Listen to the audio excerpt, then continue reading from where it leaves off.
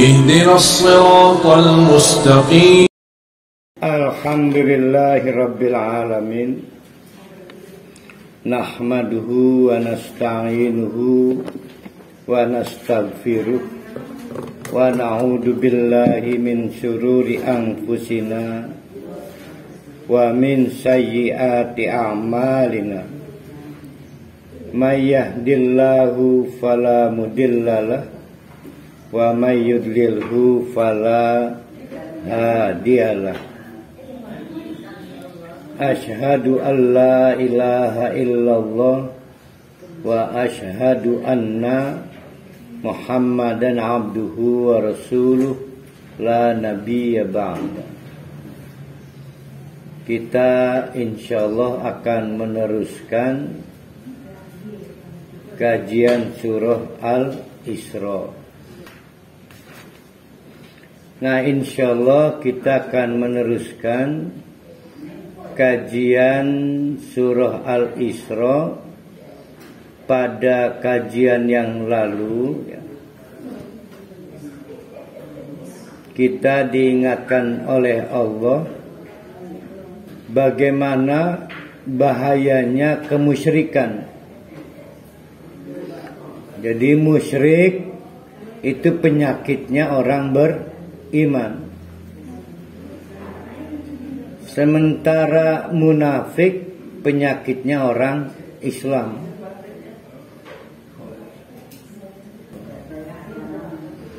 Jadi orang Islam yang sebetulnya sudah tidak pantas menyandang gelar muslim, tapi tidak mau keluar dari Islam, maka disebut munafik.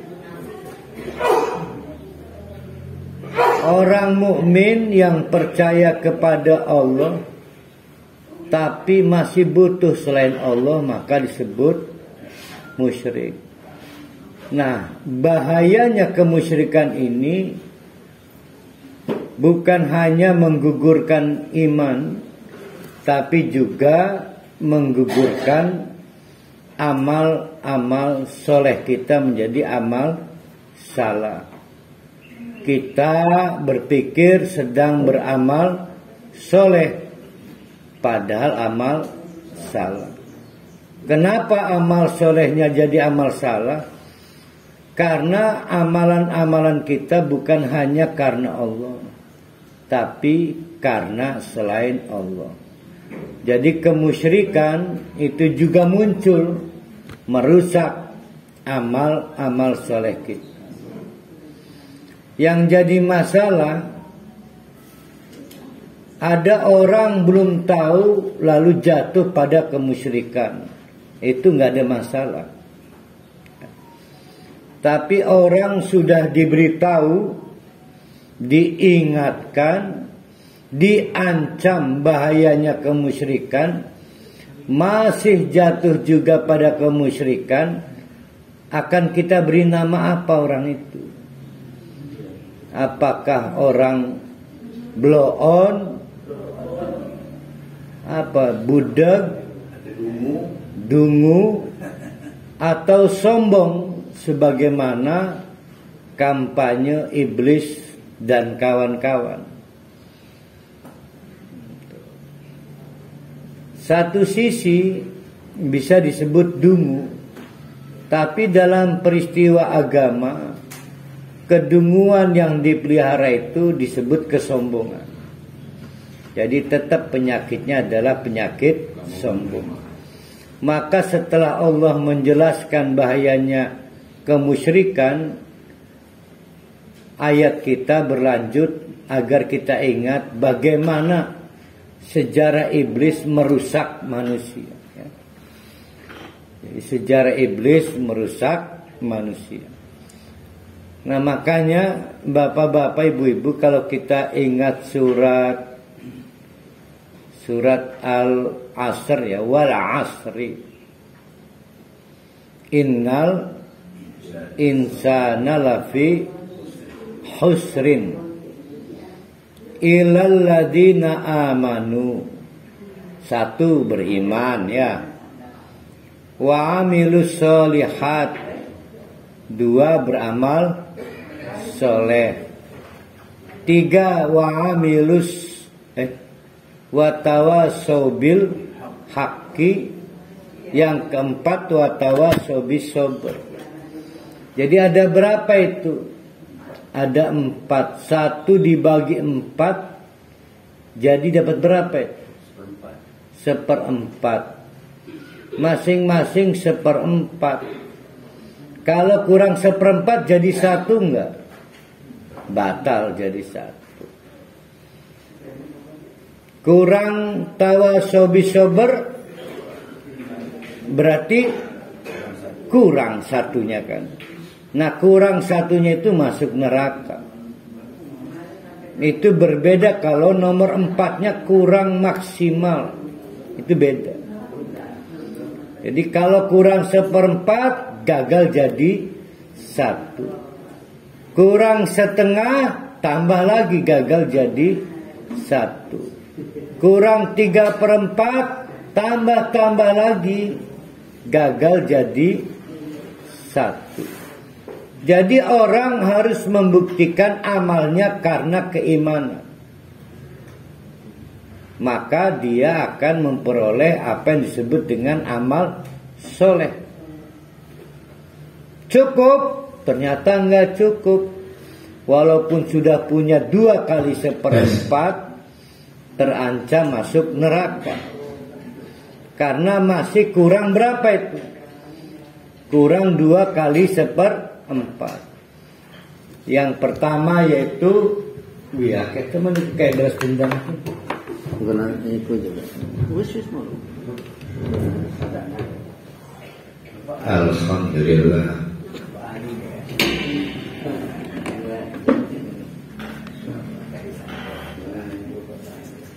Sebelum kita berlanjut, kita konversi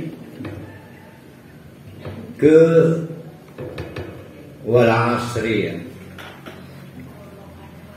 Jadi konsep gagasan wal asri itu kan khusrun ya. Terjemahannya apa? Rugi ya.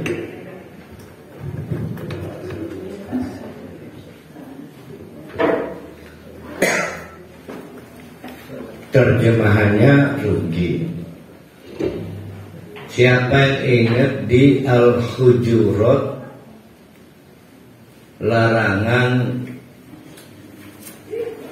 apa mengolok-olok, apa itu?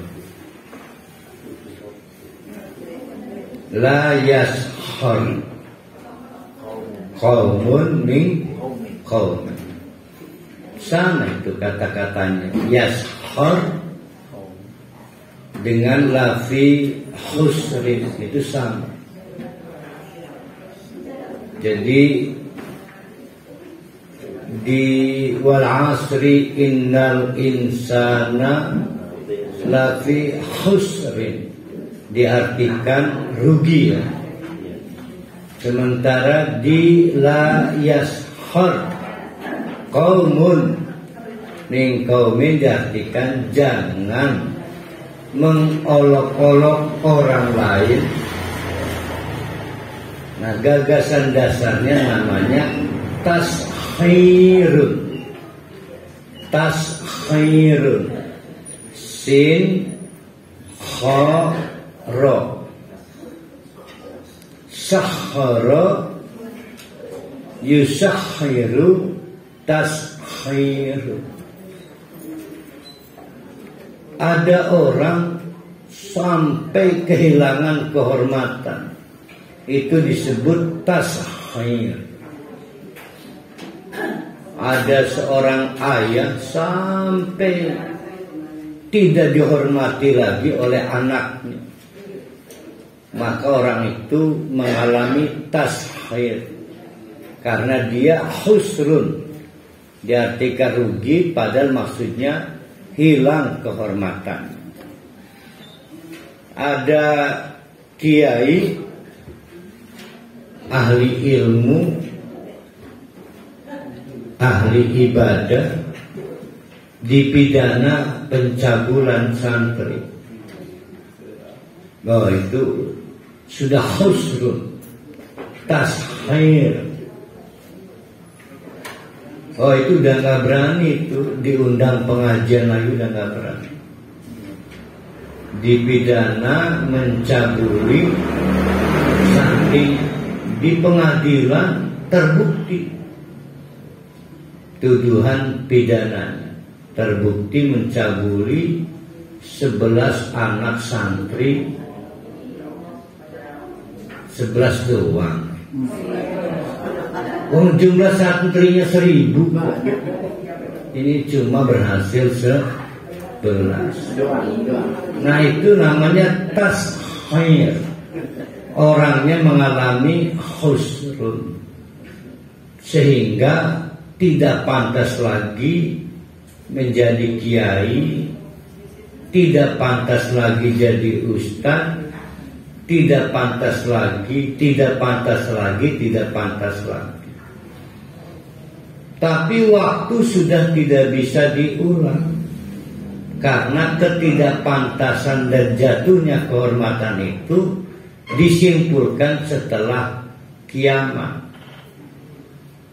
Jadi pada waktu di dunia, opini kita mandekaya nih surga ya, karena dia ahli ibadah. Begitu dihisab, divonis jatuh itu khusrun, dijatuhkan oleh Allah, diperolok oleh Allah. Si ahli ibadah itu ternyata kurang, bukan tidak sempurna, kurang. Mestinya 1 kurang 1/4, mestinya 1 kurang 1/2. Nah, itulah yang disebut dengan iman, amal. Barang si Jamal letoy kabe ya. Iman, amal soleh, tawasobil haqqi, wa tawasobis sabr. Nah, tapi saya ingin mengingatkan yang pertama, yaitu iman. Jadi ada kegagalan amal karena amalnya tanpa iman. Nah, kasihan, dia pikir seumur hidup sudah sholat, ternyata oleh ini dia belajunya baranglah kesijah meloteka putarannya kemana ya? Itu begini, putaran begini. Kanan. Nggak bisa.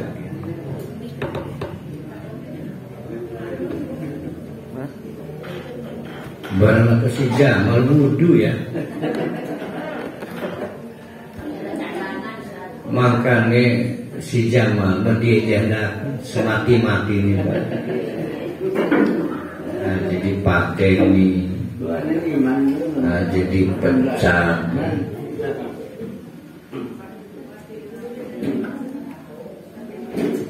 Kita mau mengantarkan ke lanjutan surat Al-Isra ayat 61 dan seterusnya, dikonversi dengan wal asri. Allah meminta 4 syarat, tidak boleh milih. 1, pulang pada Allah membawa keimanan. Bukti keimanannya di mana? Bahwa seluruh amalnya ditunaikan dengan iman kepada Allah. Nah, problem kita, si setan ini itu gurur itu tukang tipu-tipu. Dipikirnya ahli ibadah, ternyata ibadahnya khusrun, sia-sia. Kenapa? Karena bukan dilaksanakan dengan dasar iman kepada Allah. Allah meminta bapak-bapak, ibu-ibu beramal itu karena takut neraka, pengen masuk surga.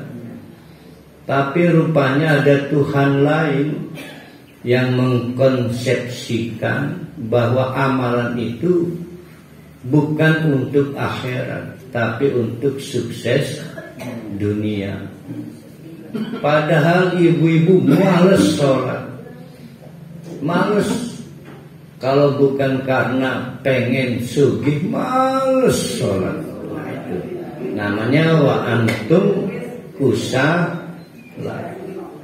Lamun duduk tah diiming-imingi pengen bayar hutang, males infak itu.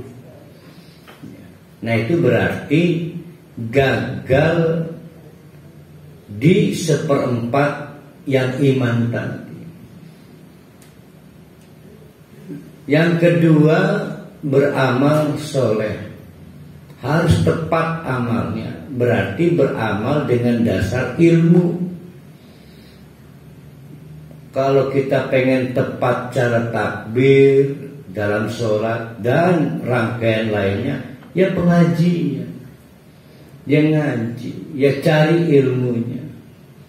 Jadi yang pertama harus memenuhi iman, yang kedua harus ada dasar ilmunya.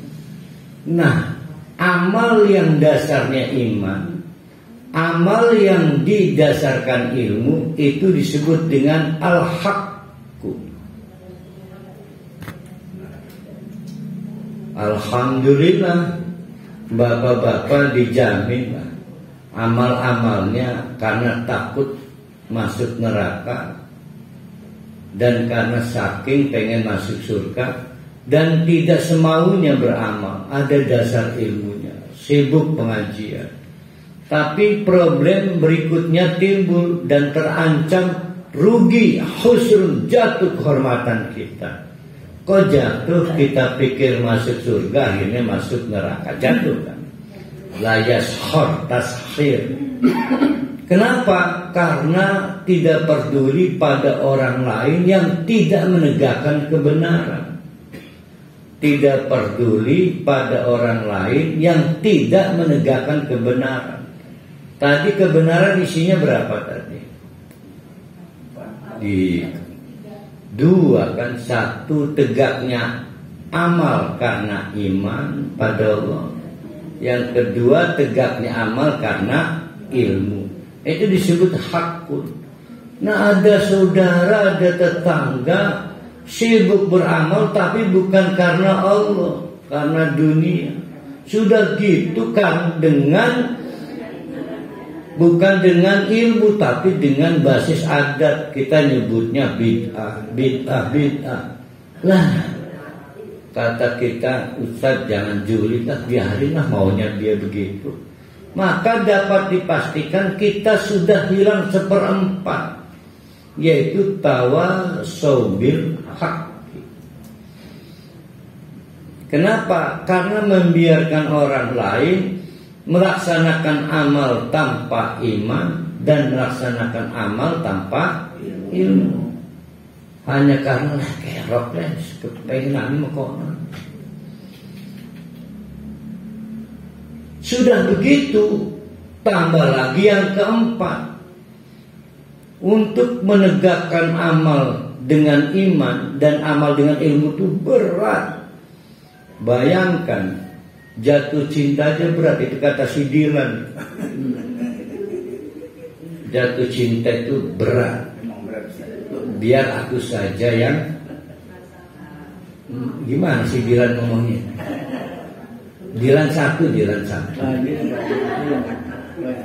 Saya dulu ingat itu puas kan. Iya kan pakai motor jadul itu si Dilan. Iqbal berat, banyak yang putus asa karena godaan dunia.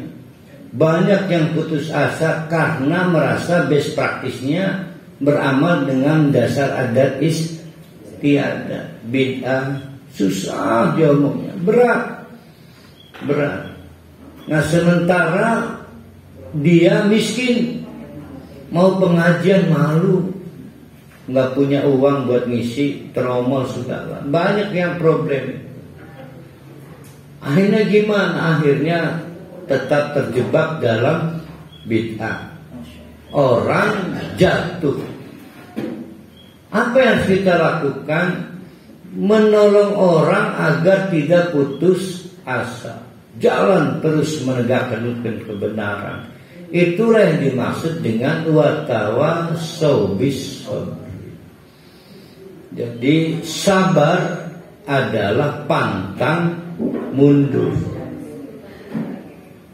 Apapun keadaannya, saya pengen menegakkan amal dengan iman, saya pengen menegakkan amal dengan ilmu. Tapi kemiskinan gimana ini? Mau pengajian susah, butuh ongkos, butuh infak dan lain sebagainya. Nah, kita tawasau bis sabr, kita support itu orang-orang itu biar ikut pengajian. Kalau perlu disediakan mobil satelit antar jemput 2 pintu. Kan mahal mobil 2 pintu itu kan. Bakter maksudnya. Mobil bakter buka kan 2 pintu ya. Saya kira sport. Ya, mobil sport juga 2 pintu. Tapi ini yang dimaksud bakter buka 2 pintu. Cuma 2 orang. Bu Hasan naik lompat. Bu Haji Ana. Enggak itu mah. Kambing mau dikeluarin gitu ngaji kambing.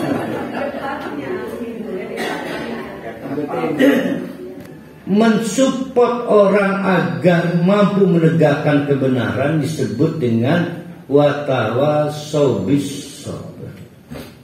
Entah bagaimana ceritanya, kata sabar diasosiasikan agar tabah menahan sakit. Nggak tahu gimana ceritanya. Peristiwa bahasa Indonesia itu kan. Jadi orang kenal pot sikile kan perih kok. Sabar. Bukan sabar kali, tabah. Karena berbeda isi sabar dalam Al-Quran dan menahan rasa sakit itu beda. Sabar itu pantang mundur. Sabar dalam peperangan tidak boleh lari dari medan perang. Sabar dalam keadaan puasa nggak boleh batal walaupun lapar. Sabar ingin sholat tahajud tidak boleh dibatalkan walaupun dingin, ngantuk. Nah itu sabar. Orang-orang yang terancam gagal menegakkan amal soleh, kita tanya apa masalah kamu miskin, kita bantu uang. Apa masalah kamu ilmu, kita bawa ke pengajian. Itu disebut dengan tawasau bis sabr. Bayangkan bapak-bapak, ibu-ibu menghadap Allah, ya Allah, saya ibadahnya dengan dasar iman. Diteliti kata malaikat, oke, checklist. Bagaimana ibadahnya sudah sesuai Rasulullah nggak ada ilmunya? Iya, checklist. Kepeduliannya pada orang lain, sungkanan, silang. Kurang berapa udah tuh? Kurang 1/4. Kepedulian support pada orang lain untuk menegakkan kebenaran, zong. Kurang berapa udah tuh? Kurang 1/2. Itu artinya gagal 1. Gagal menjadi utuh, gagal masuk surga kan. Nah orang-orang seperti ini namanya tashir, lafi husr, hilang kehormatannya, jatuh. Semua dipicu dari berawal hilangnya ya poin-poin itu. Nah poin pentingnya yang pertama yaitu tegaknya amal dengan iman. Itulah yang kita buat kesimpulan di kajian kemarin, bahwa amal-amal kita terancam sia-sia karena terjangkit wabah kemusyrikan. Kita ingin memperbaiki cara pandang kemusyrikan, bukan hanya kedukun, percaya jimat. Wong lagi sholat juga kita bisa musyrik. Itu sholatnya orang-orang yang malas. Kalau bukan karena pengen anaknya sembuh, males sholat ini. Yaitu infaknya orang-orang yang pelit. Kalau bukan karena terobsesi, pelajaran dari ustadz yang katanya kalau infak utang lunas, maka males infak. Nah, mari kita meneruskan kembali kepada pendahuluan tadi. Ada orang sudah diingatkan bahayanya memasuki akhirat, ternyata amalnya kosong karena terjangkit bahaya kemusyrikan. Tapi jojong baik, diulang lagi, seolah tidak peduli bahayanya akhirat. Nah, orang ini mau kita sebut apa? Pelongo, dungu, bloon, budeg, atau sombong. Nah, Allah memberi titel sombong. Sombong karena tidak mau menerima nasihat. Sombong ini nanti turunnya pelongo, dungu, budeg, apa mana itu? Enggak, yang kemarin Pak Rocky Gerung apa di sana? Bajingan segala, itu anaknya sombong. Jadi orang dungu karena sombong menolak belajar. Orang bodoh juga anak sombong, menolak mencari ilmu. Semua berawal dari sombong. Nah, maka mari kita teruskan ayat kita di ayat 61. Allah mengingatkan bahayanya sombong itu. Wa'id, dan ingat-ingatlah. Jangan coba-coba dilupakan. Kalau id ya, kalau ada kata wa'id dan ingat-ingatlah, jangan coba dilupakan. Saya kemarin praktek bikin minuman spiritus ini.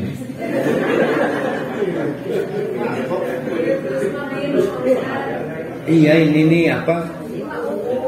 Iya, apa, bunga apa? Telang.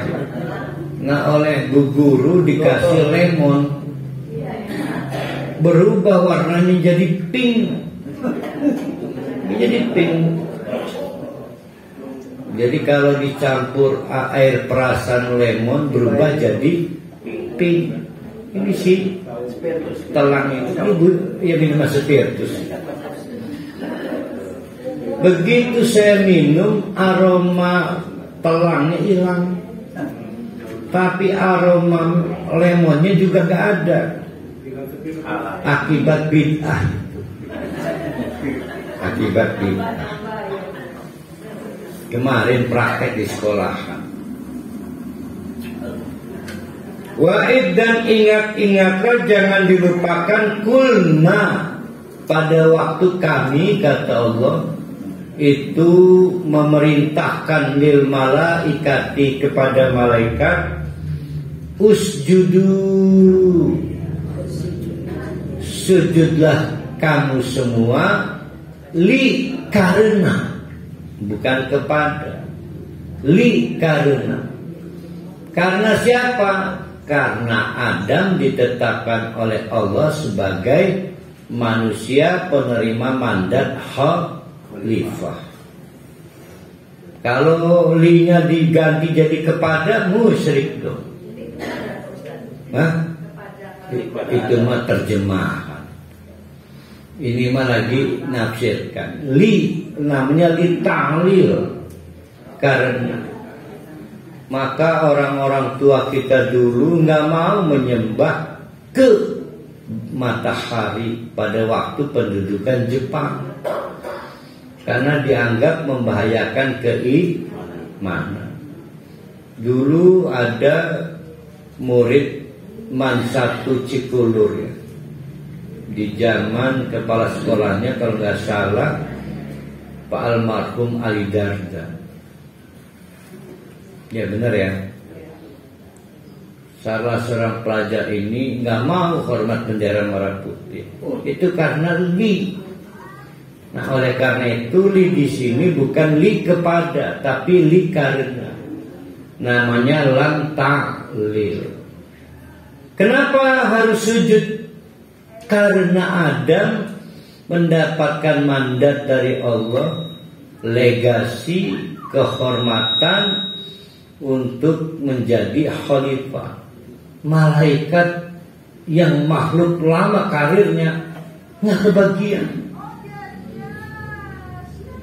Begitu juga jin duluan beribadah pada Allah.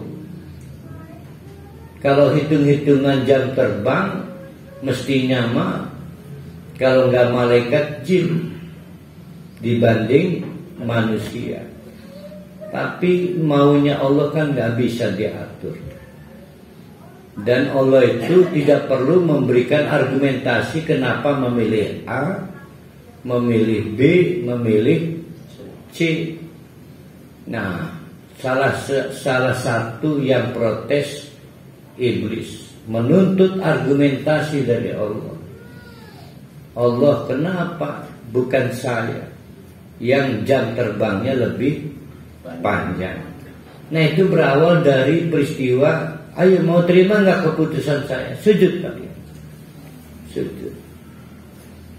Jadi sujud ini tanda tunduk dan patuh kepada keputusan Allah. Illa iblisa, tapi iblis menolak menerima keputusan Allah bahwa yang terpilih menjadi khalifah adalah manusia, makhluk baru. Kalau dalam sistem perusahaan anak magang berhadapan dengan manajer-manajer yang sudah lama berkarir di perusahaan itu. Si pemilik perusahaan owner ujug-ujug bikin keputusan radikal. Anak magang jadi dirut.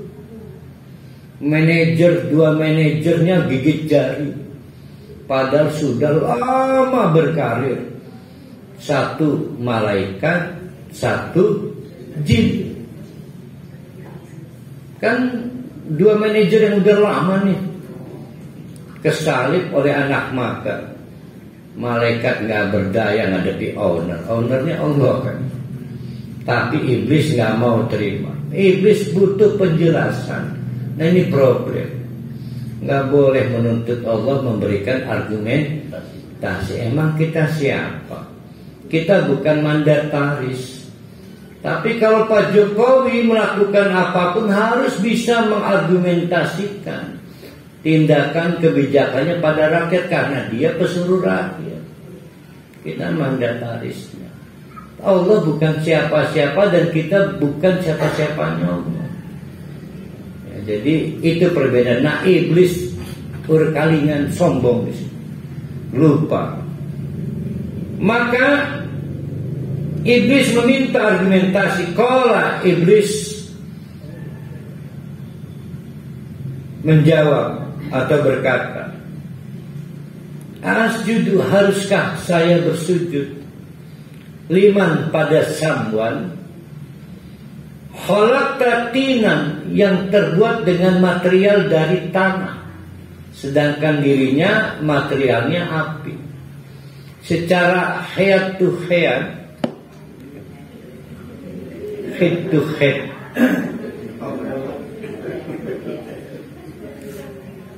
kalau head to headnya under 23, pelatih Indonesia Sen Tiong marang di Sega Ini pasar baru ya.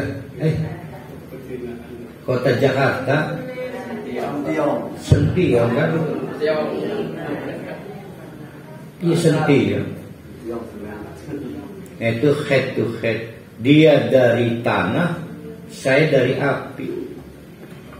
Amunisi pertama kesombongan adalah membanding-bandingkan. Nah, Farel Prayoga. Jadi amunisi pertama kesombongan adalah membanding-bandingkan. Kamu emang dari mana? Saya dari ningrat. Kamu siapa? Nah, itu amunisi pertama. Dan iblis memelihara amunisi itu. Dia merasa secara material lebih hebat. Padahal api bisa padam, tanah mah nggak bisa padam. Cuma api mah bisa berkobar-kobar, tanah nggak bisa berkobar-kobar. Kalau maka dijawab oleh Allah.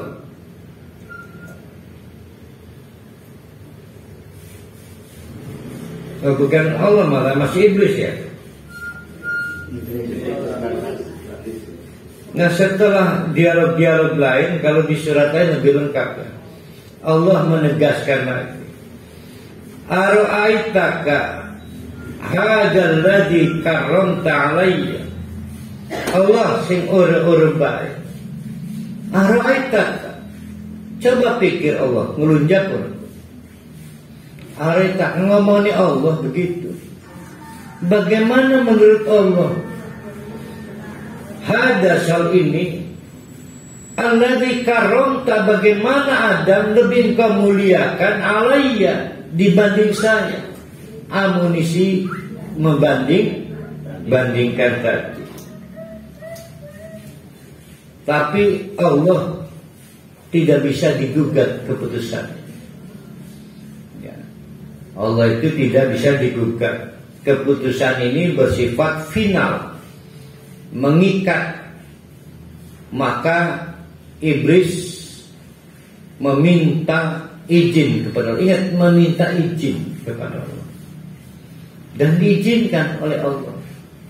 Apa minta izinnya? Untuk menggoda manusia. Lain akhartani, tolong jangan dimatikan dulu sana.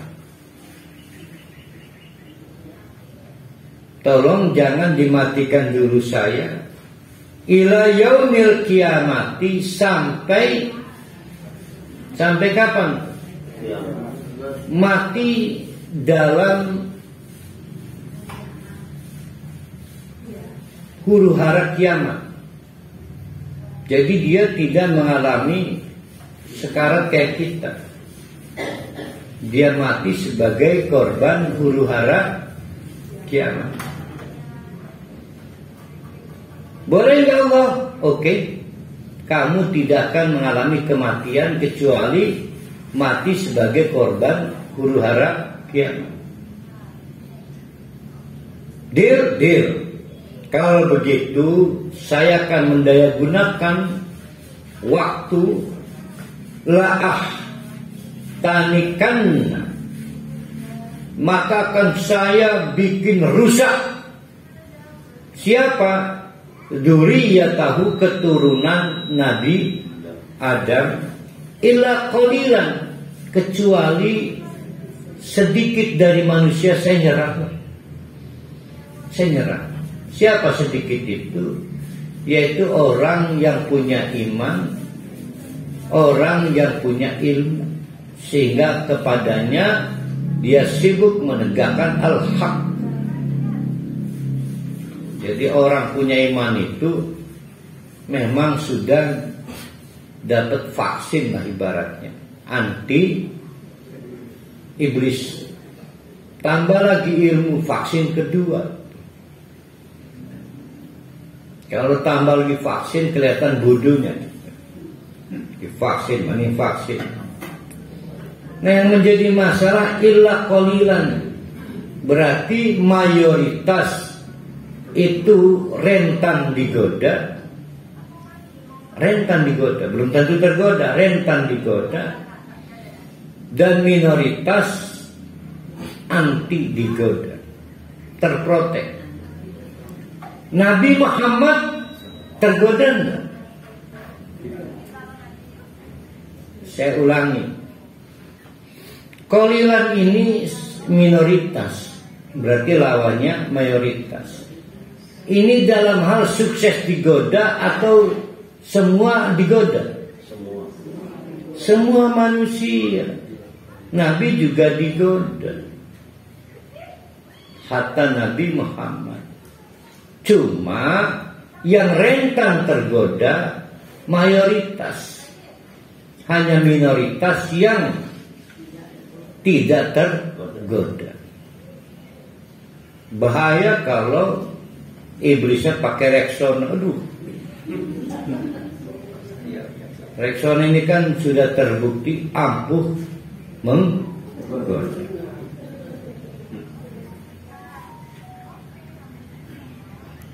Kalau terhadap proposal iblis itu, ini sudah terlihat kesombongannya, maka Allah merespon, idhab, oke,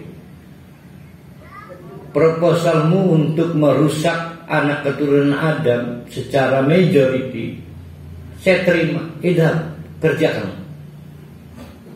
silahkan kerja.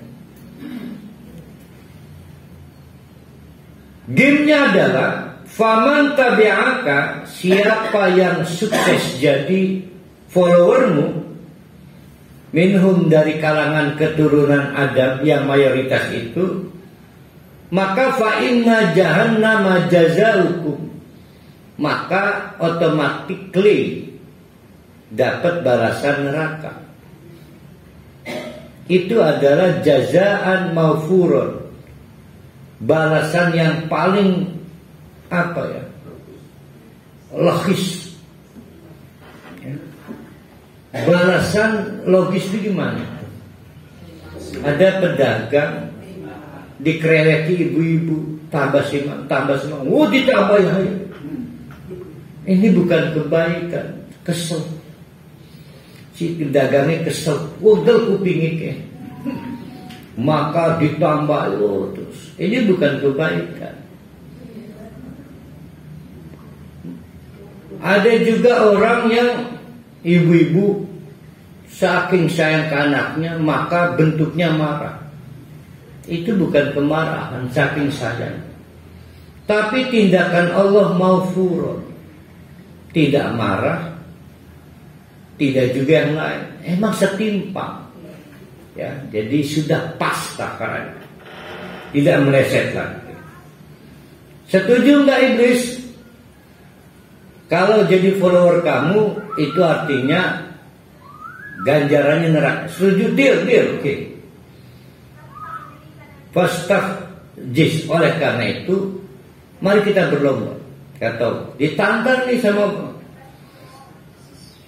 fastafjiz, lipat gandakan, kerahkan manistatota minhum bisautika. Siapa yang mampu kamu goda bisautika, dengan suaramu. Ada yang pernah dengar suara iblis? Belum terlatih. Belum terlatih. Latihan dengar suara iblis. Bisautika, dengan suara. Ada suaranya. Iblis itu ada suara.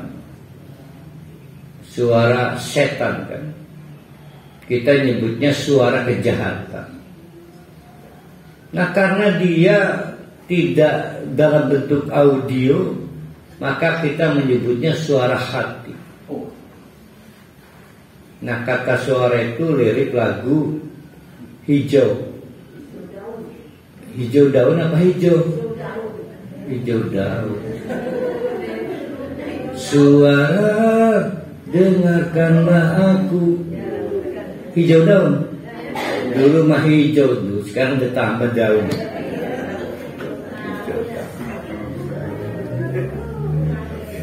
Saya minta ibu tuh nyanyi sedikit Pak, biar jelas bagaimana. Orang belum jelas itu hijau apa hijau daun.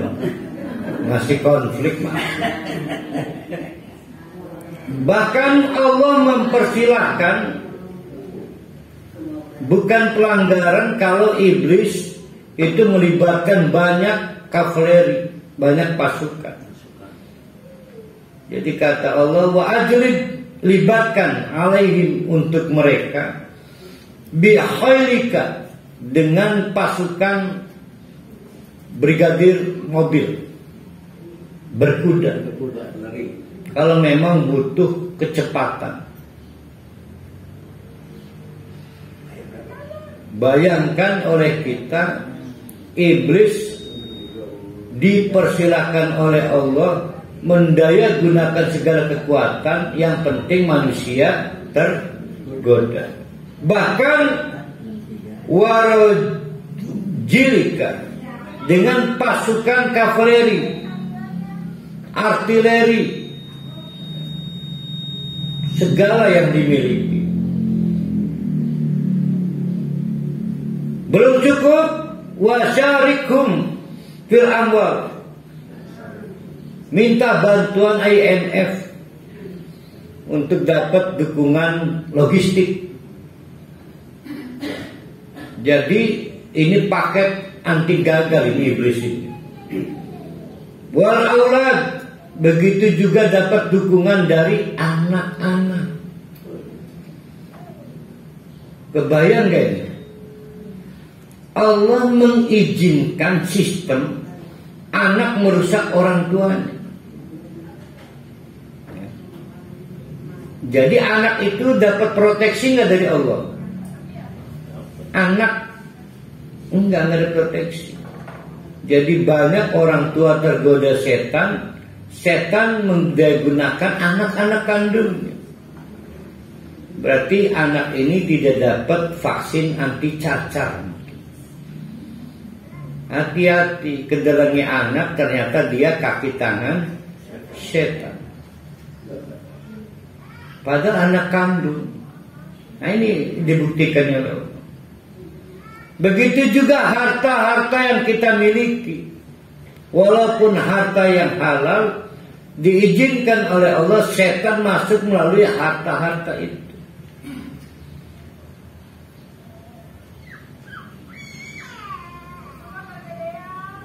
Tapi jangan khawatir, dibocorkan oleh Allah. Begitu banyak kemampuan dilibatkan, didaya gunakan hanya karena ingin kita tergoda. Allah memberi clue pada kita. Wa ma ya'iduhumus syaitan illa ghurur. Semua yang dijanjikan setan. Setan ini kan jual janji. Kalau ke calon presiden jual janji enggak? Ya. Nah, kalau jual janji doang berarti setan juga. Nah, bedanya kalau setan sudah divonis duluan oleh Allah, illa ghururun. Janjinya janji bokis, palsu, hoak. Tapi kalau capres mah belum tentu. Ya belum tentu benernya janji. Ya, belum tentu benar, juga belum tentu bohong. Kalau janji setan sudah pasti ghurur. Dijanjikan pahala, gurur. Dijanjikan pahala. Kalau kamu sholat duha, kamu dagangan rame plus pahala. Pahalanya ini bohong. Jangan-jangan juga warung rame ini ikut bohong juga. Pokoknya bohongan. Dijanjikan kekayaan, bohong. Dijanjikan ketenangan, bohong. Dijanjikan kesembuhan, bohong. Guru, bohong. Tapi Ustaz, nyatanya terbukti. Nah, buktinya itu bukti bohong juga. Karena sebetulnya itu bukan milik setan, itu milik Allah. Klaimnya bohong, opininya bohong. Nah, sekarang tinggal percaya gak pada opini Allah ini. Kata Allah, setan mah bokis, bohong. Inna ibadi, lihat ini. Kalau mau dapat booster anti iblis, kalau pengen dapat booster anti iblis sehingga masuk kelompok qalilan, minoritas itu, kata Allah, jadilah hamba.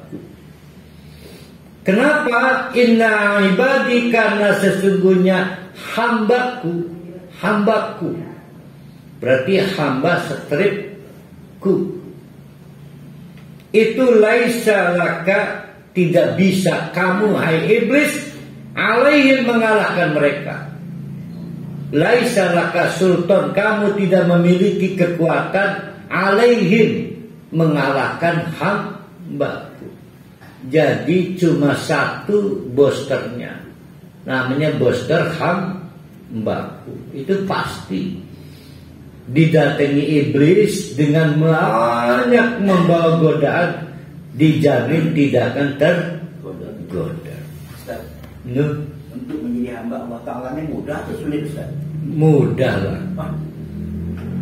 Banyak yang Mudah-mudahan setidaknya. Iya, Ustaz. Kenapa mudah, Pak Rusti? Iya. Karena modalnya cuma satu. Wa kafa bi rabbika wakila. Syarat lulus open bidding untuk jadi hambaku itu dengan cara tawakal kepada Allah.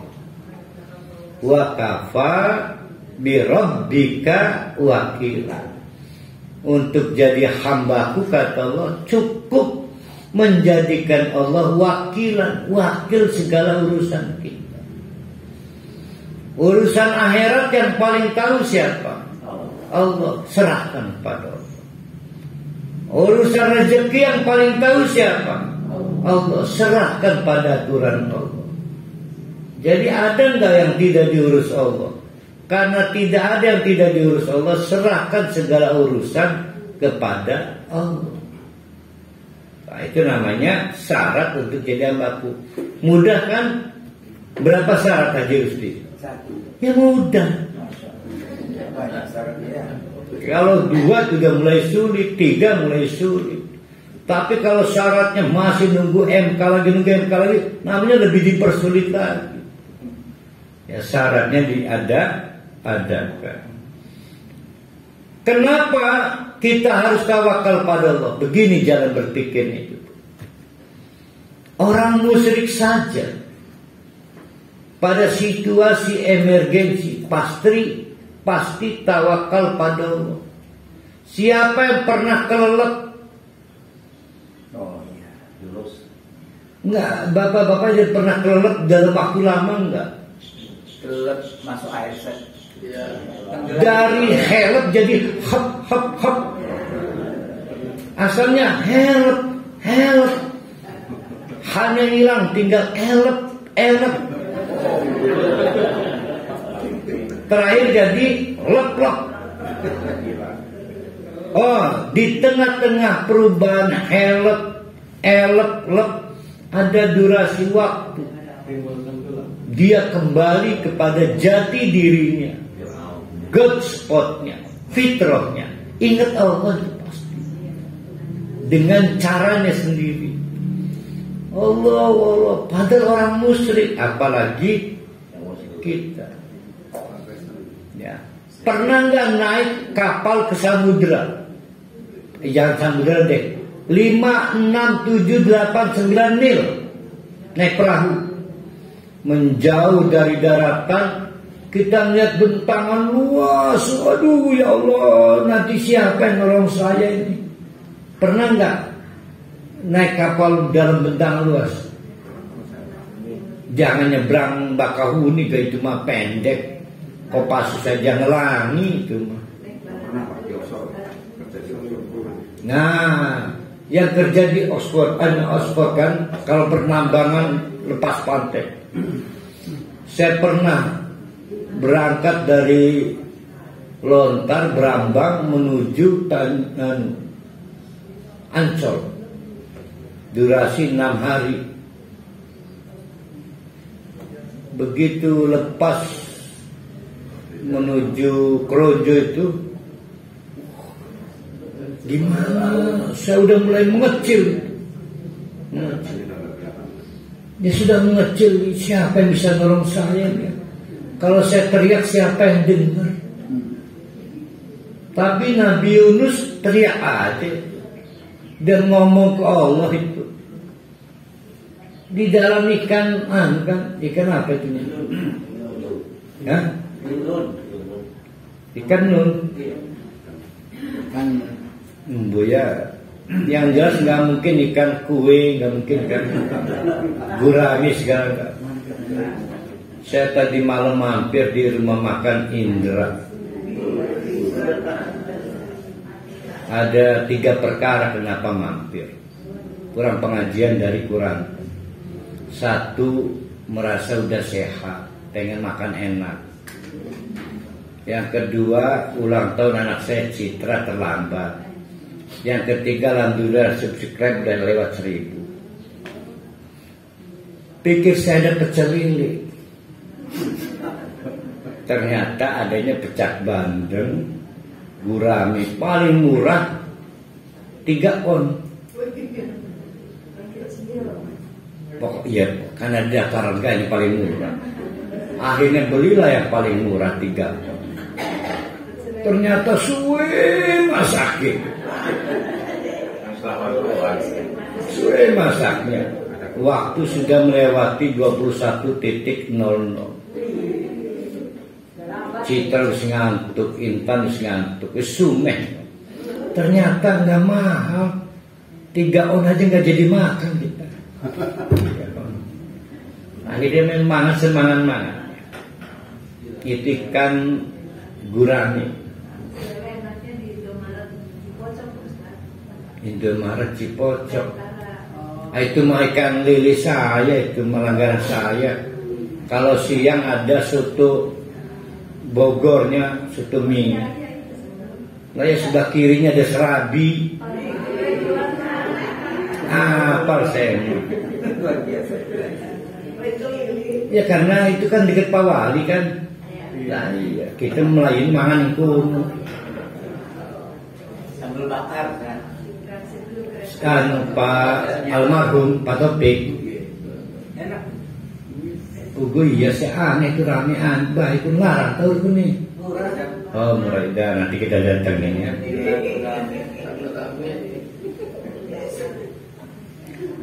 Almarhum itu idolanya rumah makan di Anyer. Endas doang apa kan? Rumah makan family. Flamboyan. Kepala ikan. Itu idola almarhum itu. Sampai sekarang saya nggak mau makan endas di pangan. Nggak mau. Itu rumah makan dia bener flamboyan namanya bener. Masih ada itunya. Masih. Nah itu idola almarhum.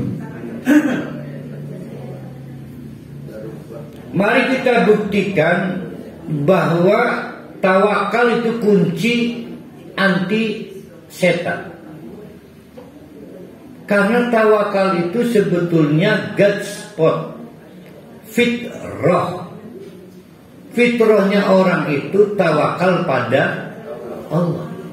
Fitrahnya anak tawakal ke siapa? Orang tua. Mamahnya lah, nggak orang tua, ibunya. Itu fitrahnya anak. Senajan sudah brengsek ke orang tuanya, tetap aja ma. Nah, fitrahnya hamba Allah itu tawakal pada Allah. Fitrah itu walaupun tertutup karena kemusyrikan, kekafiran, kejahatan, tetap nggak hilang. Muncul pada saat emergensi. Mari kita lihat lika-likunya. Kata Allah, Rabbukum, Tuhan kamu itu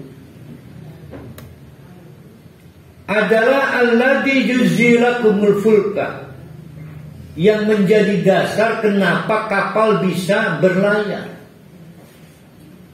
Kalau tidak dikeruniai Allah, maka hukum Archimedes batal bekerja. kapal itu tidak terapung. Ya, coba dipikir kapal semurung Hudin alaihissalam konon bisa terapung, sementara kerikil tenggelam. Kerikil yang lebih kecil, bahkan koin ngamening pelabuhan Merak, si ngumpal ngampul itu ya, dilempar tetap akhirnya tenggelam juga, walaupun meken yang berkilauan kan. Tapi kapal sebesar itu terapung karena Allah. Maka kita naruh kapal, serahkan pada Allah. Maksudnya serahkan pada hukum Allah.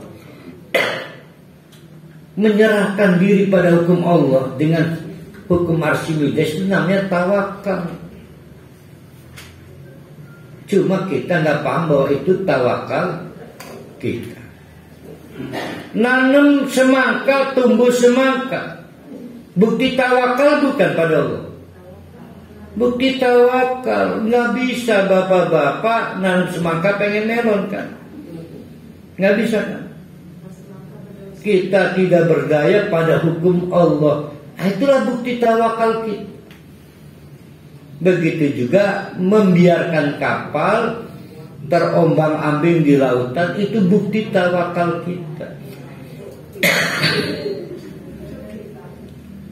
Maka kata Allah, alladzi yujzi lakumul fulka fil bahri. Allah lah yang menjadi sebab kapal itu berlayar di lautan. Litattaku, dengan cara itu maka kalian mencari min fadlihi, anugerah Allah. Berarti lautan itu apa berarti di sini? Traffic. Bisa juga jembatan. Dengan kapal itu maka kita menjadikan laut sebagai jalan menuju daratan lainnya untuk mencari anugerah. Iya kan? Agar kita litabtagu mampu sampai ke daratan lainnya. Berarti dengan kapal itu kita tawakal kepada Allah. Hanya dengan kapal maka kita menjadikan lautan ada jembatan. Sadar nggak kalau kita tawakal pada Allah? Padahal dia orang kafir loh, agamanya bukan Islam, tapi dia tunduk dan patuh pada hukum Allah tentang lautan. Kalau itu saja bisa tawakal, kenapa nggak sekalian masuk Islam ya? Aneh dia tuh. Tawakal berarti artinya apa nih Pak? Gimana? Definisi tawakal dalam hal ini apa? Tawakal itu menyerahkan ketidakberdayaan kita kepada Allah dan hanya kepada Allah.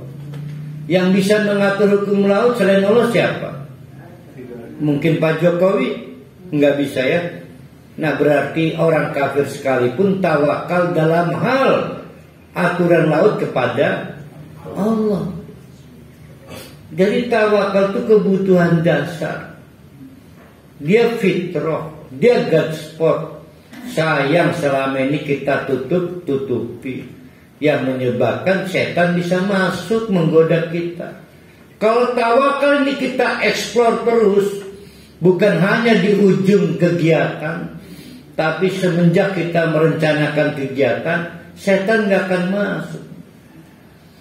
Kita baca bismillah itu bukti tawakal kita. Mau naik sepeda, bismillahirrahmanirrahim, itu bukti tawakal kita. Nah kita bismillah dengan sepenuh hati, insya Allah setan gak akan masuk. Tapi kalau konsepnya bapak-bapak ibu-ibu meletakkan tawakal di ujung, nantilah kalau udah nyampe lah ketabrak dulu. Setannya keburu menggoda. Tuh, itu tawakal. Innahu kana bikum rahimah. Karena Allah itu kasihan ke kita. Kalau nggak kasihan direlaga kita ini. kapal yang besar itu dibikin gak terapung, tetapi kerikil yang kecil itu dibikin terapung. Waktu mandek kaya, lautan kita penuh kerikil terapung, dan di dasar lautan kita penuh kapal tenggelam. Kalau Allah mau dilelaga kita, Allah enggak, kasihan ke kita. Kitanya sudah pasrah, ya Allah, saya nggak punya daya upaya. Taunya saya kapal itu kalau ditaruh di lautan terapung. Saya tawakal pada hukum. Itu tawakalnya. Sayang dia orang kafir. Wa idza massakumud durru, giliran ada peristiwa tidak menyenangkan menghampiri kita, fil bahri, masih di lautan. Mungkin Pak Iman masih di dek, Pak Haji Rusdi di ujung tiang itu layar itu lagi apa kemana itu. Dola man tad'una illa iyyahu, maka mencari man, siapa yang kamu panggil kecuali Allah. Ada krisis di kapal, di tengah lautan, kebakaran misalnya. Yang mau kamu cari siapa? SOS radio sudah nggak bisa terhubung, kan sos kan. Mayday, Mayday, Mayday, Mayday. Mayday itu siapa itu? Mayday. Tanggal berapa Mayday? Hari buruh. Hah? 1 Mei. Bukannya 4 Mei. Kalau 4 Mei, jangan lupa itu. Itu pengetahuan bunyinya tenda bagus. Tanggal 4 Mei itu tanggal lahir saya, itu udah bagus pengetahuannya. Nggak bagus nggak ngirim paket.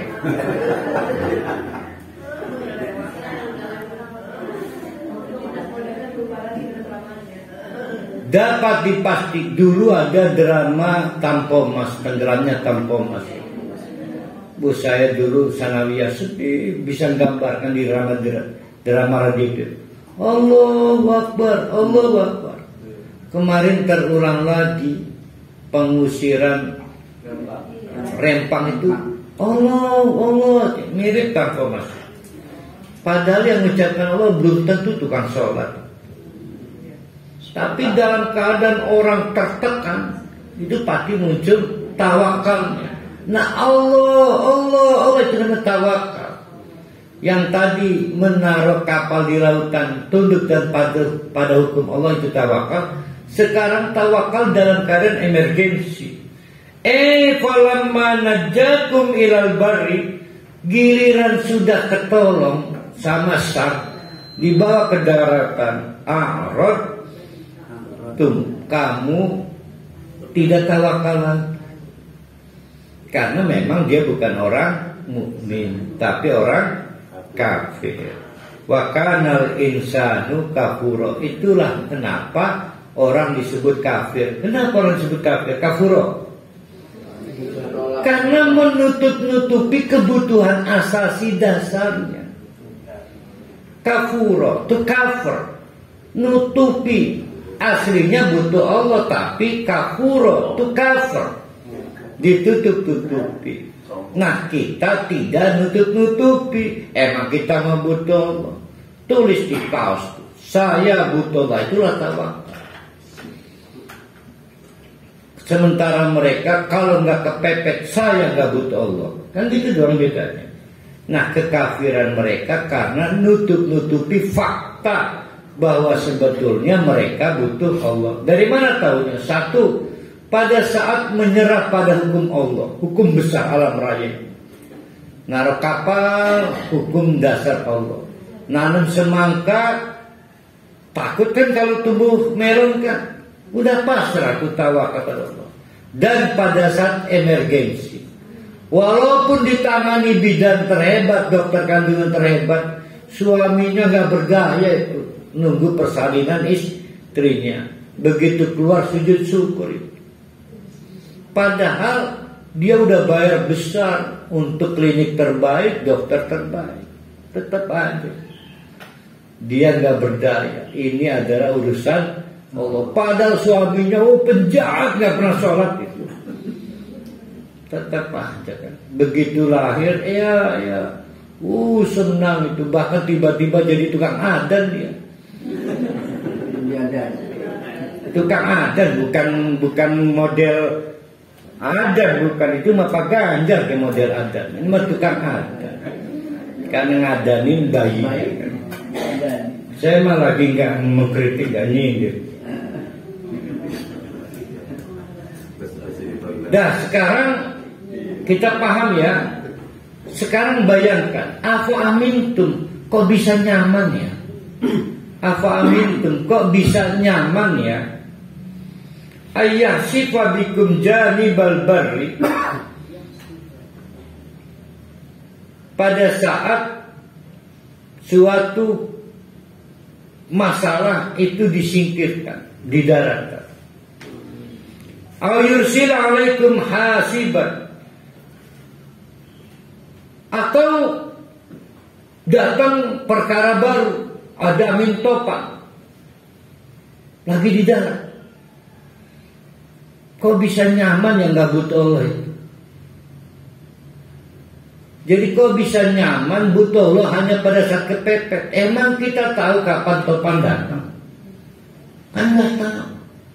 Jadi kita ini rentan kejadian yang tidak menyenangkan. Jadi apakah mungkin kita bisa lepas dari Allah? Atau begini, kita rubah pertanyaan. Emang bisa nyaman gak tawakal pada Allah? Emang bisa nyaman? Nah, ini menarik. Kalau kita pakai logika terbalik, kita cuma nyaman kalau tawakal pada Allah. Tulis di kaos. Ini mah kaos hitam, ditulis tulisannya ini bukan putih. Iskade geberu. Si Aldi Tahir, dia diganti kebijakannya. Tapi sugih ke gaya rumah mewah gimana? Jadi kaos hitam ditulis ini bukan putih.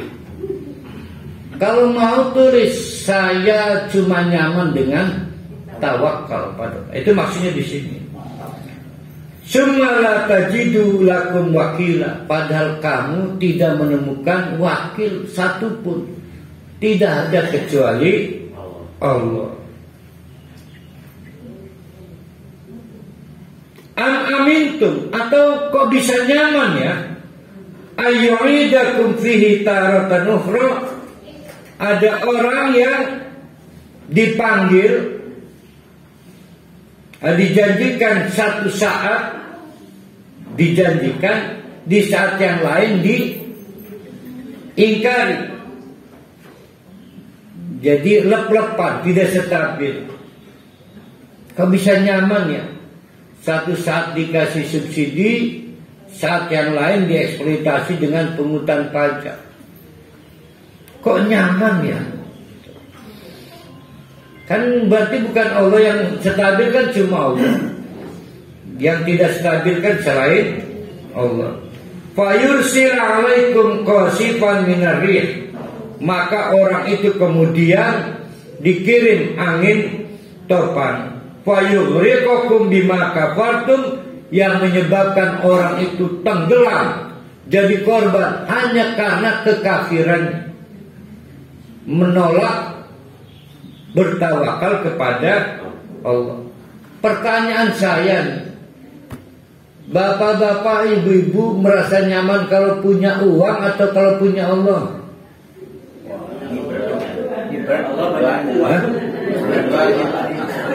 Nah, kalau Pak Pandi bertawakal pada Allah sambil pegang uang. Jadi kalau Pak Pandi, itu persoalannya.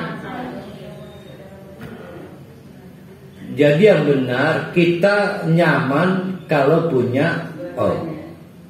Punya Allah. Karena Allah yang menimbulkan uang dan Allah yang meniadakan uang. Nah setan itu bikin bingung kita. Kamu pilih Allah apa pilih uang? Bingung tuh. Itu setan tuh yang nanya tadi. Betul Ustaz. Saya mengalami Ustaz. Saya mengalami betul. Berapa kali Pak Jursi ngalami? Asal bulan tua Ustaz. Dada saya kembang-kempis. Pak Jursi mah cuma pas bulan tua. Iya. Orang lain setiap hari ngalamin. Iya, kempis itu kalau sudah bulan tua tuh renyah dadanya Ustaz. Tapi kalau nanti bulan muda senyum lagi tuh Ustaz. Iya, karena ada uang hati tenang, nggak ada uang hati tidak tenang. Padahal obat analgesik yang terbaik adalah tawakal. Iya. Nah ini membuktikannya susah banget membuktikan. Nah, Ibu-ibu protes aku kamu kan? ya, Ibu-ibu protes kamu tes duit. iya ini susah kan, susah. Saya ingin memberitahu, kalau terus-menerus kita menolak Allah karena uang, karena yang lain, maka setan mudah masuk. Betul Ustaz. Jadi setan itu terprotek kalau kita full tawakal pada Allah. Misalnya tawakal itu angka 1 sampai 10. Berapa tawakalmu? 8. Maka 2 pintu setan masuk. Kan gitu doang kan teorinya kan. Berapa nilai tawakalmu? 1 sampai 10. 10 lah setan mau masuk dari mana? Gak bisa. Ada orang bilang saya bisa bertawakal setelah punya uang. Itu bukan tawakal. Yakin bukan tawakal. Tawakal pada Allah masalah uang. Ya nanti setan masuk melalui al-amwal. Uangnya dibuat hilang, jatuh itu. Dia merasa nggak punya Allah lagi. Soalnya kadang-kadang masalah uang itu. Lamun dicita-citakan bahwa saya akan dapat dari sana sini, itu buatan rawuh-rawuh, tapi orang dipikirkan rawuh. Nah iya itu setan itu gururun, mengiming-imingi. Nah ketika dia diiming-imingkan setan gak datang, ini dapat uang, kita gak pernah ngakui itu sebagai rezeki yang tidak diduga, gak pernah ngakuin itu. Jadi kembali lagi, obat anti iblis, anti setan itu cuma satu, namanya tawakal. Pada dasarnya kita semua bisa bertawakal tanpa beriman sekalipun. Aneh bapak-bapak, ibu-ibu orang beriman tawakalnya tidak full, aneh. Karena orang kafir saja bisa tawakal. Kapan? Pada saat kepepet. Mestinya kita orang mukmin sangat piawai tawakal. Kapanpun, tidak harus pada saat kepepet. Maka kita insya Allah dengan cara begitu masuk kelompok qalilan. Yang sedikit itu yang setan sulit masuk.